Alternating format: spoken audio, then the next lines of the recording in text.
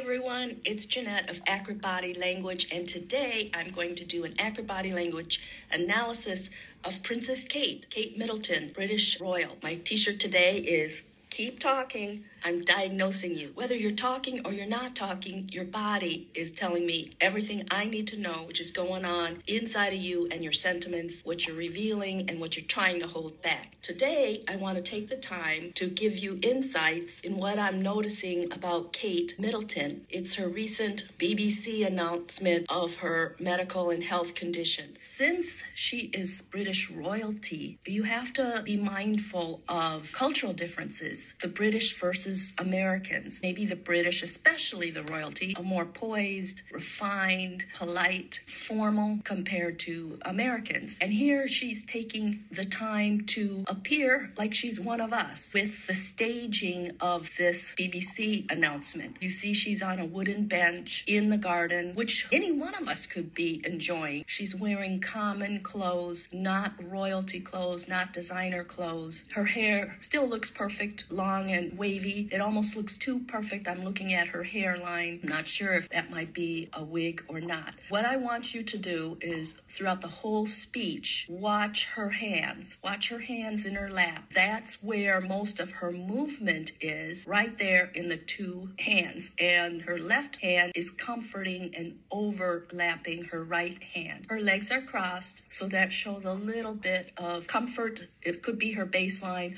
or discomfort. Usually people whose legs are not crossed and taking up more space are feeling more powerful. Oh, and by the way, I'm looking at the flowers and I see no movement or wind or flower movement throughout the whole announcement. It might be a virtual background. Thank you personally. Now, when she says that, she starts off her entire speech with gratitude and thanking everybody who has wished her well. So she starts off with pleasant and personal thank you to show gratitude. That's very lovely of her. She shows it with a smile, so she's credible in her gratitude. For all the wonderful messages of support and for your understanding whilst I've been recovering from surgery. Now notice, this is a long pause when she says, whilst I am recovering from surgery. It has been an incredibly tough couple of months, friend. And she's explaining it's been an incredibly tough couple of months. And you see that with her air chops throughout the whole 2 minutes. She does a lot of vertical air chops with both hands. But she is pretty controlled in the only real thing that moves are her two hands, but they stay in that very tight circle of where her hands are right now. I also noticed that her left eyebrow is arched quite high and her left shoulder is higher than the other side. And throughout the entire speech, notice that her head slightly tilts to the left. So I'm not sure if that's her baseline or part of her medical condition, but it's not symmetrical. Entire family. But I've had a fantastic medical team who've taken great care of me, for which I'm so grateful. Throughout the whole speech, she does show gratefulness and gratitude and gives acknowledgement to her medical team and her well-wishers. In January, I underwent major abdominal surgery. Did you see the air chops? The air chops are in sync with her words, but they stay very controlled in that tight area in front of her legs. In London. And at the time, it was thought that my condition was non-cancerous. The surgery was successful. It was successful, the double air chop with the hands. However, tests after the operation found cancer had been present. My medical team therefore... Notice when she said the cancer has been present, her fingertips on her left hand pacify the back of her right hand. ...advised that I should undergo a course of preventative chemotherapy, and I'm now in the early stages of that treatment. And you see how her head is tilted to the left a little bit, and you can tell her fatigue because in this still picture, her eyelids look heavy, and her left shoulder is asymmetrically higher than the other side.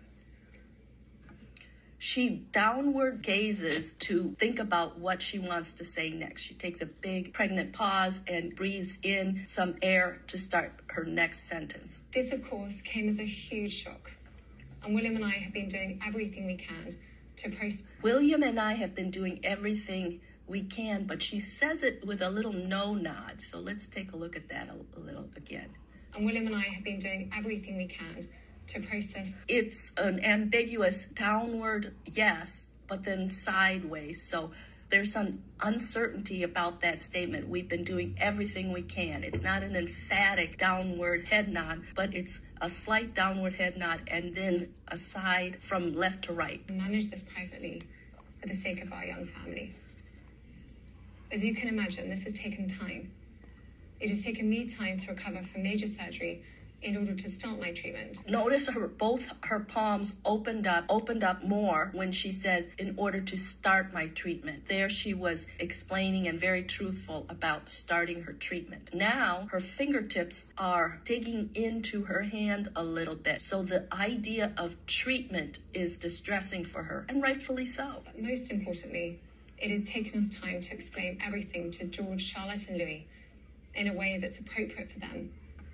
In a way that's appropriate to them. Look at how her fingertips are really digging in to her right back of her hand. This is distressful for any mother to explain to 3 young children what is going on regarding cancer. When you're doing body language and analyzing, you want to look at what's missing. What's missing in this whole scene is her husband. Wouldn't it have been nice if her husband were sitting right next to her with his arms around her and they were delivering this message together? But here she's alone, and in a way it's symbolic because a person with cancer is ultimately fighting it alone. And to reassure them that I'm going to be okay. And to reassure them I'm going to be okay.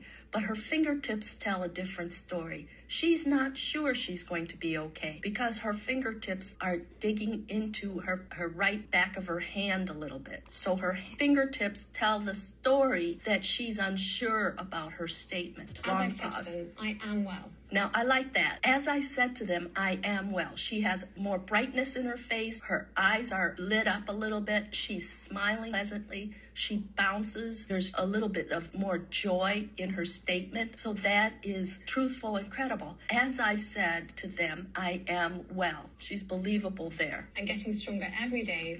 And getting stronger every day. And both of her hands were opening up and her fingertips were expanded. So there is hope in that statement. By focusing on the things that will help me heal in my mind, body, and spirits.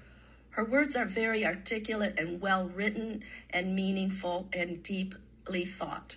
Having William by my side is a great source of comfort. Having William by my side is a great source of comfort. As she's saying this, what's missing from her side right now is William. So right now, in this moment, he's not providing her a great source of comfort. Giving him the benefit of the doubt, maybe his schedule didn't allow him to join her in this, but she is his wife and he is her husband. And the message would be even more meaningful if he were truly physically right by her side. And reassurance too, as is the love, support, and kindness that has been shown. As is the love, support, and kindness. And you saw that her both palms opened up. So she really is appreciative of that. By so many of you. By so many of you. Once again, her palms and her fingers expanded out. So she really is grateful for all the well-wishers. And her head is a little bit more balanced and erect instead of tilting to the left side. It means so much to us both.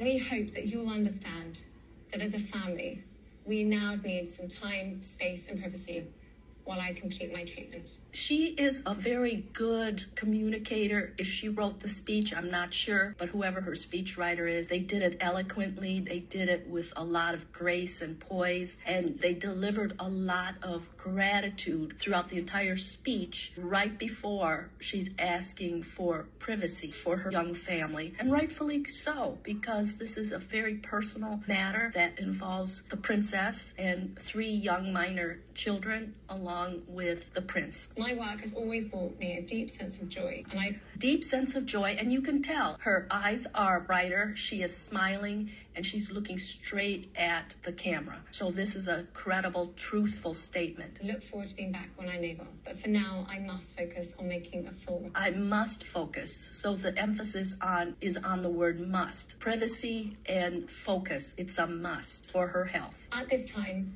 I'm also thinking of all those whose lives have been affected by cancer. For everyone facing this disease, in whatever form, please do not lose faith or hope. You are not alone. She has a great sense of emotional intelligence. She thinks of others. She is grateful for others who have been wishing her well. She ends her eloquent speech with, "You are not alone." It is not just her. Even though she is sitting on the bench alone, she is thinking about all those who are suffering from and going through the recovery of cancer. So in the comments below, type in what you saw. Let me know your thoughts on all this. But hey, I think the flowers in the back are a virtual background because I didn't see anything moving and I didn't see wind breezing through her hair. From head to toes, the body always shows the truth. Connect with Janette Ghedotte of Accurate Body Language so that you can discover the skills that you need to get to the truth. Spot the lies, get to the truth, and avoid costly mistakes. From head to toes, the body always shows the truth.